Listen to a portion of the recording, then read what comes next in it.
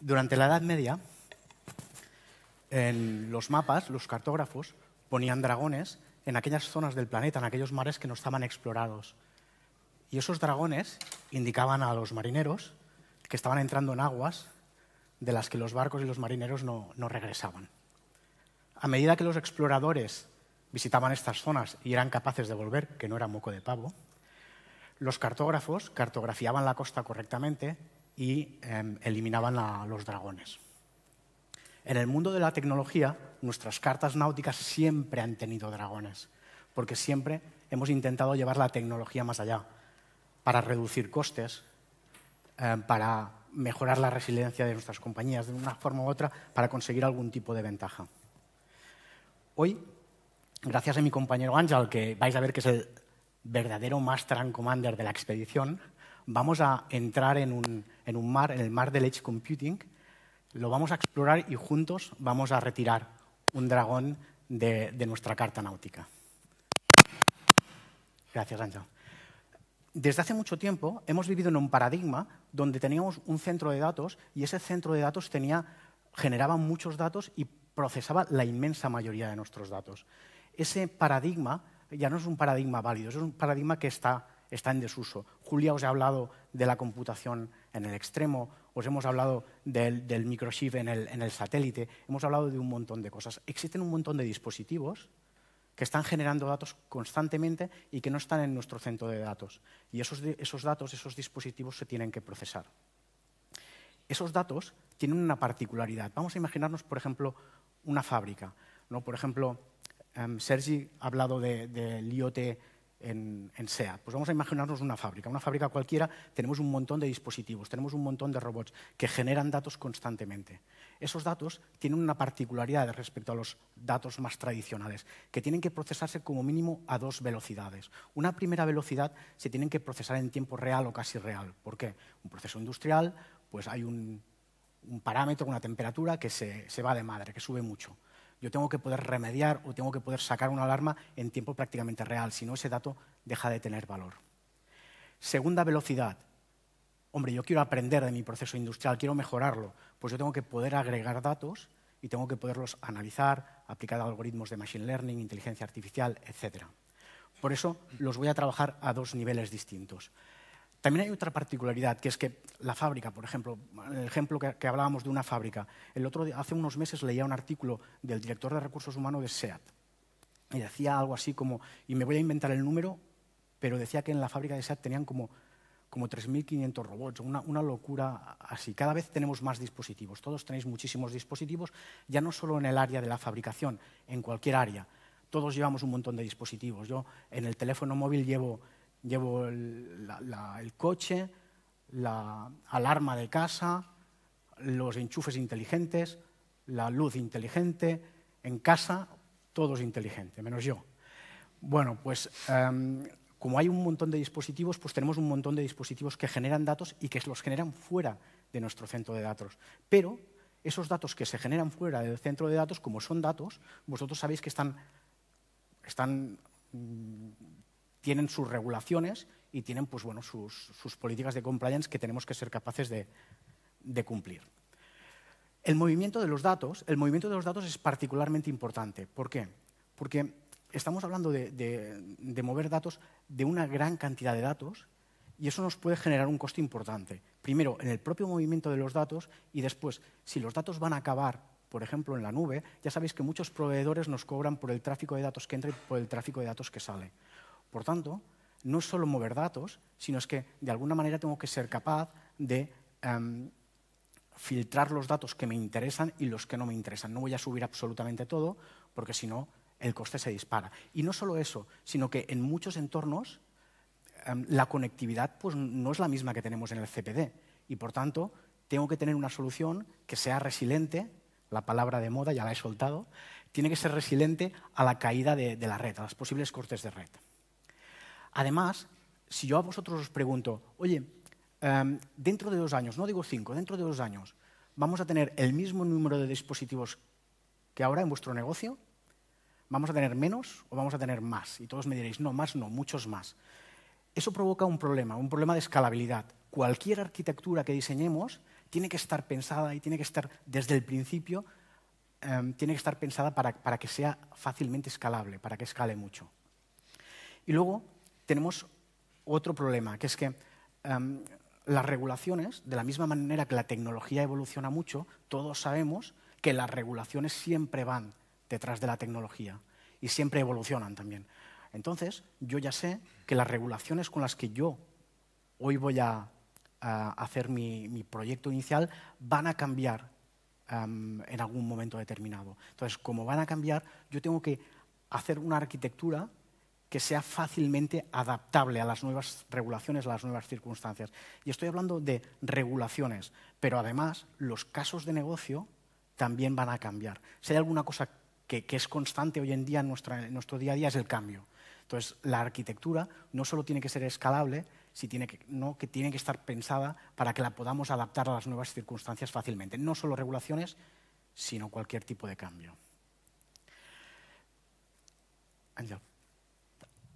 El edge computing. En este entorno, donde el paradigma que hemos trabajado hasta ahora, el paradigma del centro de datos que procesa todos los datos, ya no es válido, la solución es un paradigma de edge computing. En el paradigma de edge computing tenemos distintas áreas o distintas zonas. Aquí está simplificado en 3. El extremo de la red, donde se están produciendo los datos. Siguiendo el ejemplo de la fábrica, pues en cada uno de los talleres que hay en una fábrica tenemos dispositivos que generan datos. Esos datos se pueden transmitir y se pueden trabajar en el mismo taller. Yo puedo tener un aparato,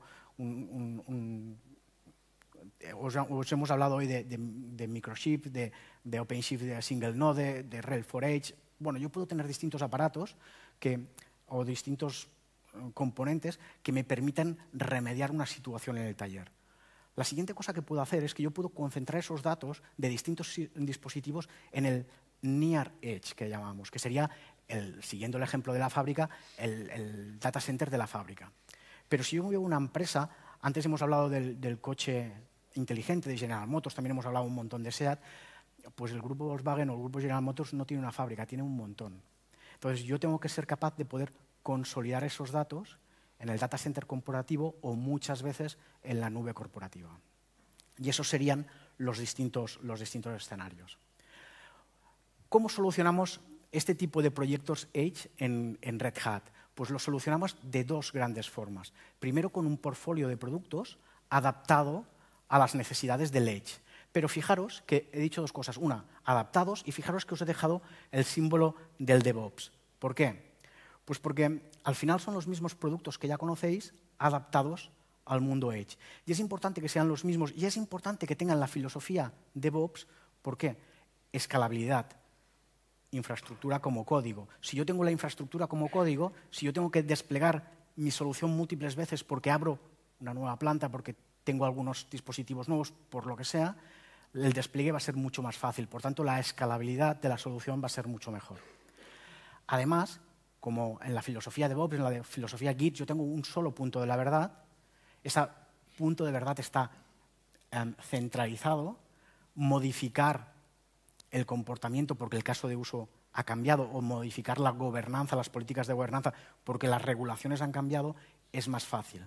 Por tanto, es importante que los productos, las soluciones técnicas que van a soportar la solución, finalmente sigan la filosofía de DevOps.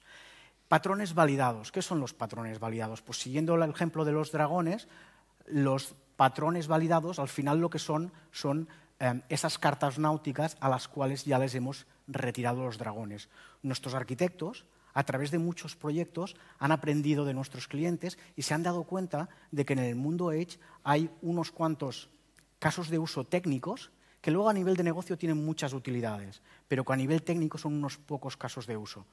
Y lo que han hecho es que los han documentado, los han codificado. Por tanto, nosotros tenemos un código que nos puede servir como kit de arranque, como starter pack, y que nos va a facilitar muchísimo la adopción. Son patrones que están probados y son patrones que al ser open source, pues evidentemente los podéis usar, pero además los podéis hacer vuestros y los podéis customizar a vuestro caso concreto. Y además, como en cada proyecto nuestros arquitectos revisan estos patrones, los revisitan, pues son patrones que constantemente están actualizados. Concretamente, hoy vamos a ver un patrón de ellos, que es el patrón de, yo le llamo monitorización, que básicamente tiene estas distintas partes. Vamos a imaginar que estamos en una fábrica, vamos a imaginar que la fábrica, en la línea de montaje, pues tenemos distintos sensores que están captando información del proceso industrial. Creo que va a haber temperatura y no sé si va a haber presión o alguna cosa más. Y esos datos los vamos a enviar al Factory Data Center, al Near Edge, y ahí vamos a tener dos soluciones. Una solución de monitorización, un dashboard, que me va a ayudar a ver si alguna cosa se dispara, y vamos a tener una solución software que me va a detectar anomalías en el proceso de fabricación. Y luego lo que voy a hacer es que esos mismos datos los voy a agrupar, los voy a filtrar, solo los que me interesen, y los voy a enviar a la nube. Y en la nube lo que voy a tener es un data scientist. Fijaros que el data scientist está aquí ya más cómodamente sentado, porque ya no es un trabajo tan de real time, y lo que está haciendo es depurando y mejorando los modelos de machine learning que va luego a alimentar la aplicación de detección de anomalías.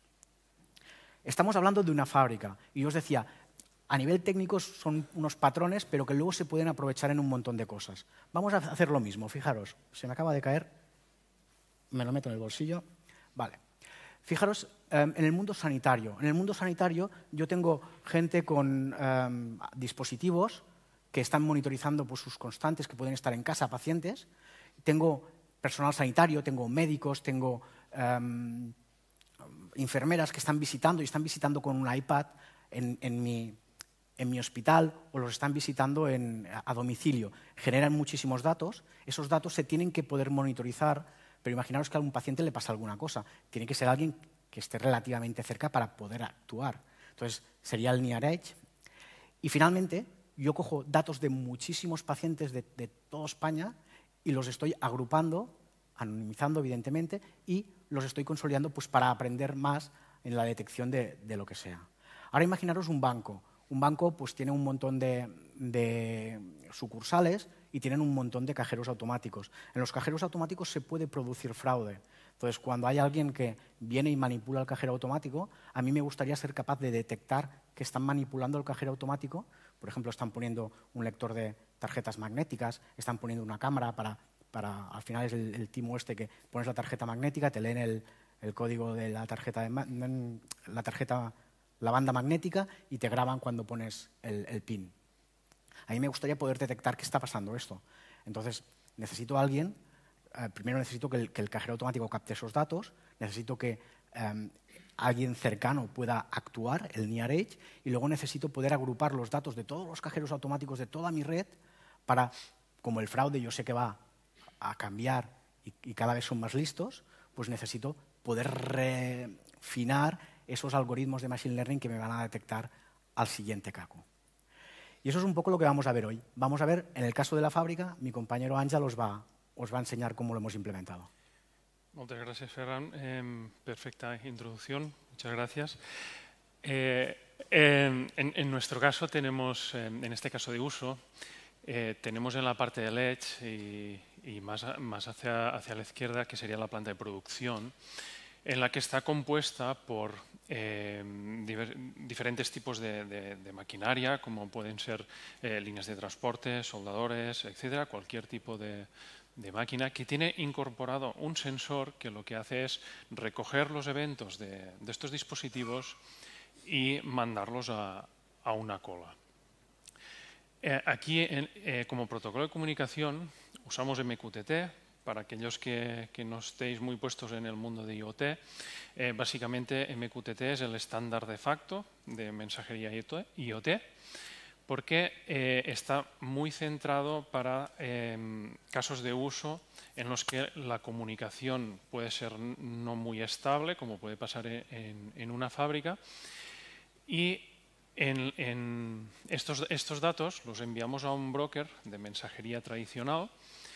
Luego os explico un poquito cómo hemos desplegado y qué componentes de Red Hat hemos usado para resolver este caso de uso. Y como podéis ver aquí, hay un flujo que se va hacia la parte superior que es donde estaría la monitorización activa y en tiempo real de esa planta de producción, que es la que muestra las típicas gráficas, ¿no? con todas las métricas que estamos sacando a partir de los sensores. Y otra de las partes muy interesantes, que es el flujo de datos que se va hacia abajo, que lo que hace es coger estos mismos eventos y los recoge en un clúster de Kafka.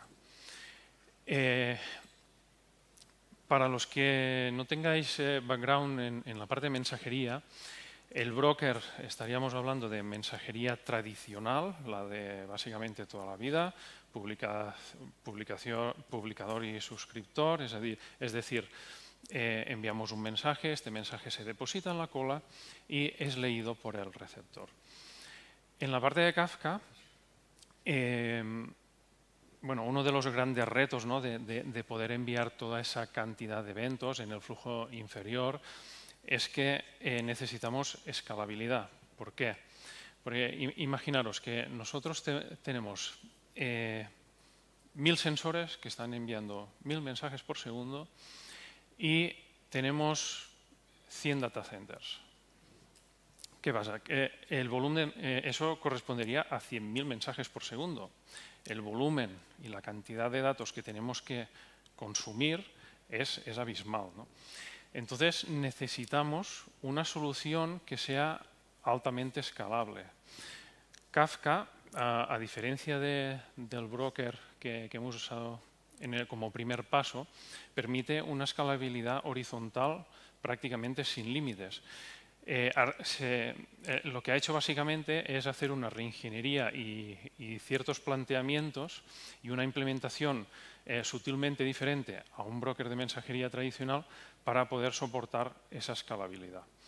Toda esta gran cantidad de datos que la tenemos en la parte del Factory Data Center, necesitamos enviarla y replicarla hacia el cloud, porque el cloud es donde tenemos nosotros desplegado el modelo de Machine Learning.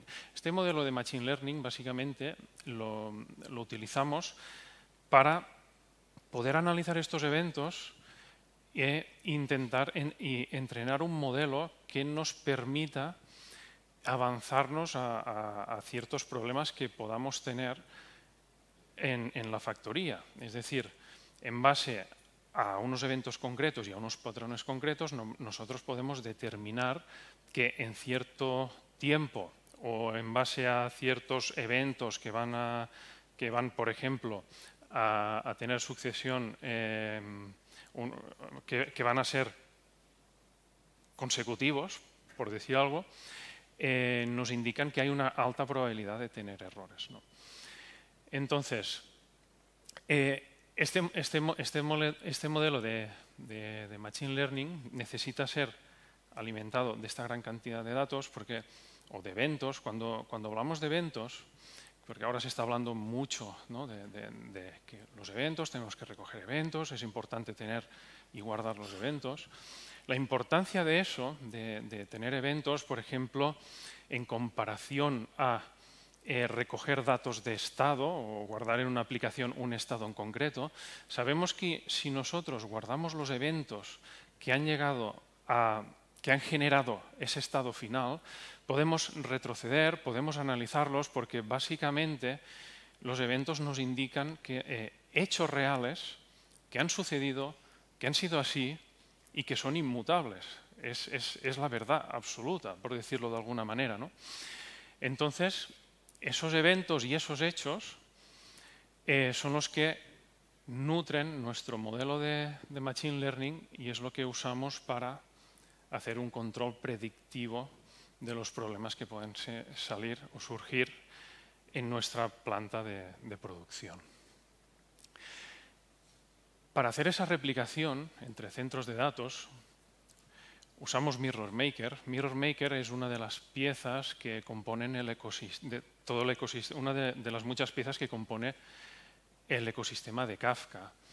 Mirror Maker es una solución en la que se ha puesto mucho esfuerzo para garantizar que, porque muchas veces nosotros cuando hacemos replicaciones a a geolocalizaciones muy dispares, la probabilidad de error o la probabilidad de inconsistencia de datos es muy alta.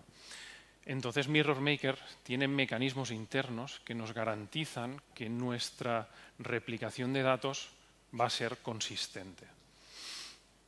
Entonces, Mirror Maker será la pieza que se encarga de replicar eso a otro clúster de Kafka. Y este clúster de Kafka, que es el que recibe todos los eventos, va a volcarlos en un storage de objetos S3, en este caso, que es donde va a tirar Apache Spark, lo va a utilizar como dataset.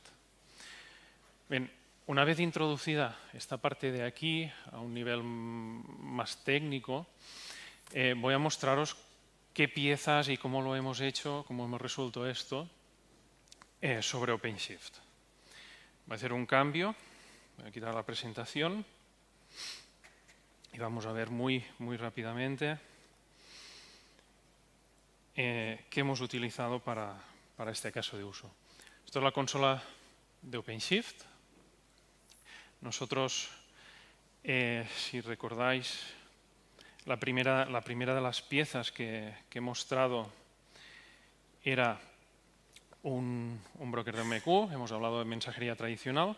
Pues en nuestro caso hemos usado un operador de OpenShift que nos proporciona, que viene con Red Hat Integration y que básicamente lo que tenemos que hacer, es decir, nos proporciona toda la gestión de lo que es el broker de MQ y como veis aquí tengo definido una MQ broker en el operador. Cuando definimos una MQ broker en el operador, él se encarga automáticamente de levantar los pods y ejecutarlos. Como podéis ver aquí, tengo un pod dentro de este namespace que está corriendo y básicamente está recibiendo todos los mensajes por MQTT. Si voy a la consola de administración de MQ Broker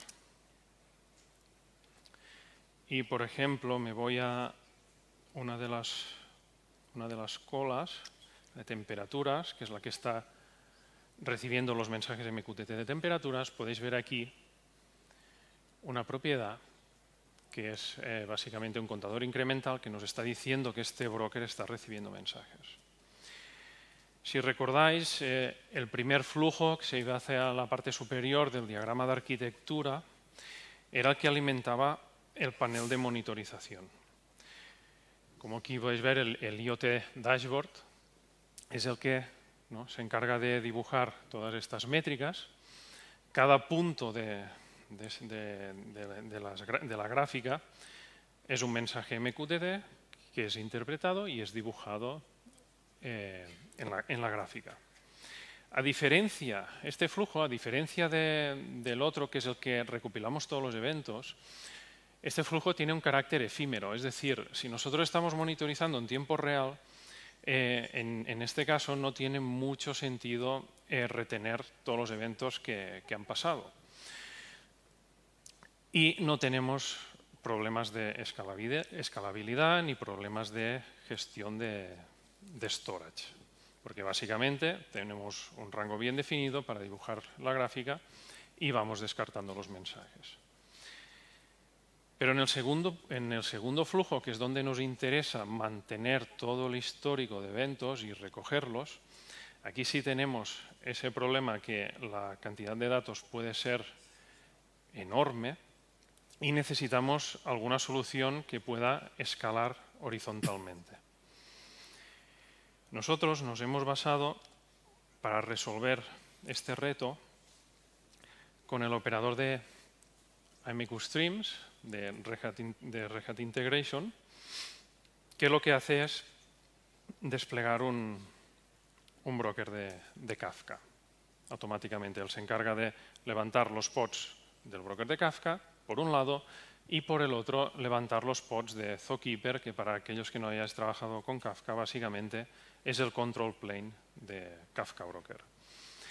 Tenemos estas dos piezas uno que habla mensajería tradicional, MQTT, y Kafka, que utiliza un protocolo binario que necesita una comunicación más consistente y que básicamente habla un idioma diferente al broker de AMQ tradicional. Entonces, esto es un gran problema, ¿no? Porque tenemos dos piezas que hablan idiomas diferentes y necesitamos que se entiendan entre sí. ¿Cómo hemos resuelto este problema? Que consiste básicamente en coger los mensajes MQTT del broker de mensajería tradicional y transportarlos y depositarlos a un clúster de Kafka. Para ello hemos usado Camel. Para los que no conozcáis Camel, Camel se puede considerar o se considera la navaja suiza de la integración. Es decir, con Camel podemos integrar muchos orígenes de datos diferentes, muchos destinos de datos diferentes. En este caso lo usamos para hacer una traducción protocolaria, para pasar de MQTT a Kafka, pero que sepáis además que si durante esa transición o durante ese transporte de mensajes en algún momento tuviéramos que cambiar el formato de esos datos, por ejemplo, si tengo un origen en el que el formato del dato es XML y un destino, en este caso Kafka, que me interesa que esté en formato JSON, por decir un par de formatos más conocidos hoy en día, Camel nos puede ayudar en eso. Camel nos puede hacer transformaciones, Camel nos puede hacer traducciones protocolarias y además la API de Camel es muy declarativa. Es extremadamente sencilla. Nosotros, para que os hagáis una idea de la potencia que tiene Camel, hemos creado aquí,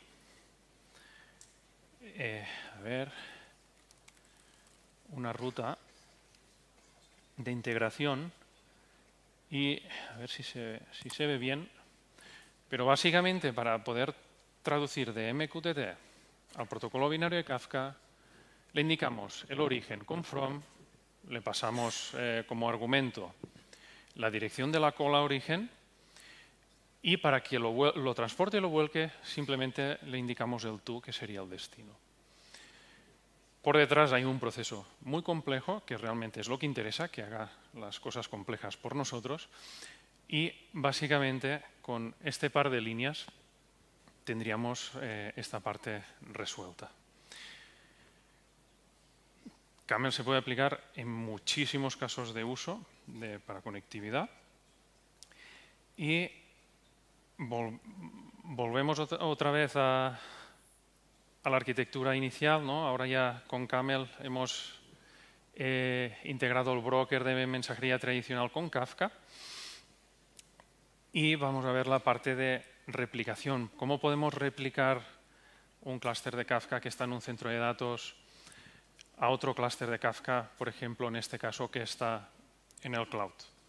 Nosotros hemos usado, como he comentado antes, Mirror Maker. Antes de introduciros Mirror Maker, me gustaría comentaros también de que hay un componente que también está disponible en Red Hat Integration y en el ecosistema de Kafka, que nos permite, una vez tenemos los mensajes y los eventos guardados en el broker de Kafka, nos permite hacer transformaciones, agregaciones, filtrado y una gran cantidad de operaciones sobre los eventos. En nuestro caso lo que hemos hecho es como replicar datos de un centro, de un data center a otro público tiene un coste. Hemos usado esta herramienta para hacer un filtrado previo de los eventos que puedan haber llegado inconsistentes o que no nos pueda interesar el dato que contienen o otras casuísticas, ¿no?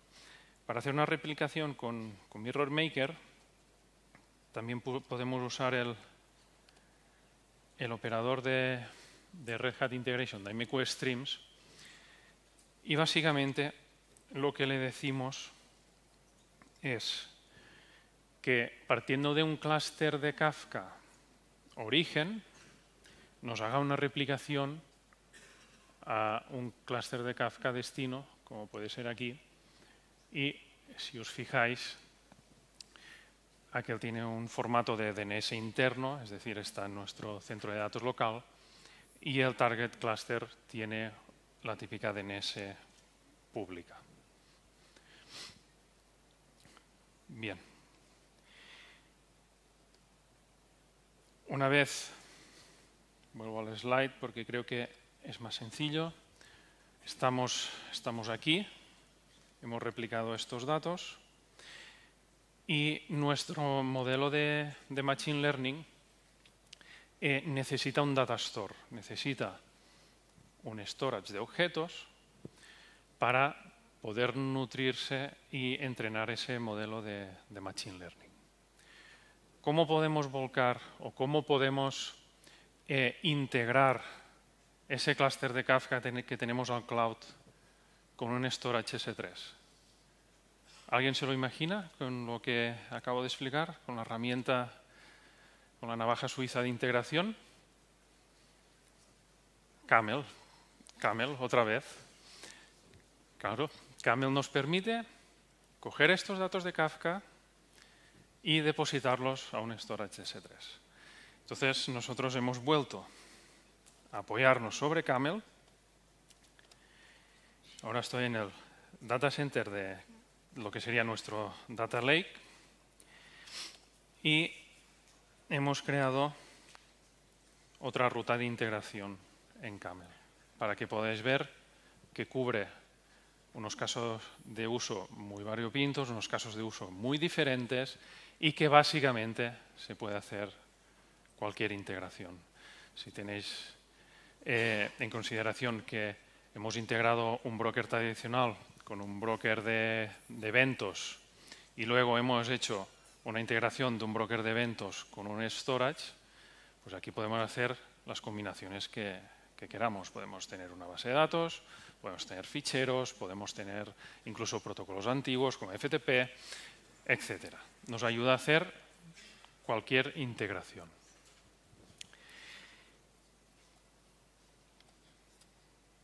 Y bien, en la parte final, básicamente, este modelo de Machine Learning se apoyará en estos datos que nosotros hemos podido volcar en el S3, entrenará su modelo y se comunicará con el Factory Data Center en caso de que detecte alguna anomalía. Estas son las piezas que os he presentado aquí, son las piezas que hemos utilizado para poder resolver este caso de uso, pero que sepáis que tiene aplicaciones varias. Por mi parte ya está, espero que os haya resultado interesante cómo hemos resuelto esto. No sé si, Ferran, tú tienes algo que añadir después. Sí, entiendo que sí, ¿no? Un segundito. Ahora sí. Bueno, ya acabando, resumiendo muy rápido. Hemos visto el paradigma de Edge Computing, que es un paradigma que no desplaza al paradigma del data center centralizado, sino que lo complementa. Habéis visto que al final lo que estamos haciendo es llevar el proceso de los datos a donde tiene que estar. En algunos casos en el extremo del Edge, en el Far Edge, en otros casos en el Near Edge, y que esos dos complementos, ese paradigma complementa al paradigma que ya teníamos para resolver casos como este. Habéis visto que en Red Hat lo abordamos, por un lado, con un portfolio de productos que son una adaptación de los que ya teníamos, pero además con los patrones validados. Y mi compañero Ángel ha utilizado uno de los patrones validados para aterrizar un poquito. Yo me quedo, Ángel, nos has enseñado el Message Broker tradicional, nos has enseñado Camel, que ha aparecido dos veces, uno al conectar el Message Broker con Kafka y luego al depositar los datos en el bucket de S3. Exacto. Y también hemos visto AMQ Streams, el clúster de Kafka, y hemos visto Mirror Maker para replicar el Kafka en el clúster en otra parte. Y una de las cosas, a ver si no digo una tontería, si la digo me corriges. Y una de las cosas que me parece que me he quedado es, en el mundo de la tecnología vamos muy por modas, ¿no? Y ahora hablamos todos de Kafka como si Kafka, el que no tiene un Kafka en su casa no es nadie, es un mindungui, ¿no? Y en realidad, para resolver problemas reales, Kafka es una herramienta y es una herramienta buenísima. Pero es solo una herramienta y necesitamos una caja de herramientas entera y, por ejemplo, el broker tradicional, el message broker tradicional de toda la vida continúa teniendo su sitio y su utilidad. Camel con sus conectores continúa teniendo mucha utilidad. Entonces, cuando nos enfrentamos a un problema real, en realidad lo vamos a solventar no solo con una solución, sino con una arquitectura basada en las distintas soluciones.